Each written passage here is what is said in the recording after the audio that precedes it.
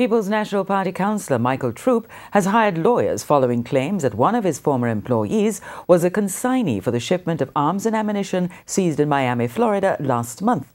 The opposition PNP last night issued a statement that the name listed as the consignee matches the name of a former employee of Councillor Troupe. Speaking on RGR's Hotline programme today, Mr. Troupe's attorney, Henry McCurdy, indicated that the party may have been premature in releasing a statement.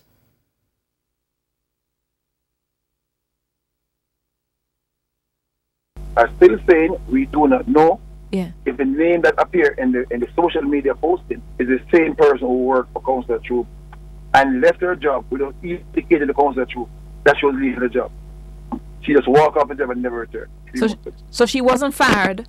She was not fired. And she never resigned? No, she just walked off the job because of some dissatisfaction in this certain thing. She just left the work. And what was the nature of the job that she had? Was it specifically with him in his capacity as councillor, or was it some other private capacity?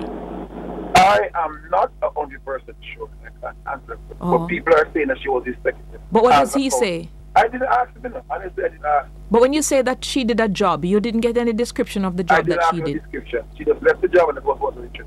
And do you know whether when she left the job she went overseas or she remained here? Councillor Troupe doesn't even know that. They have not been in contact.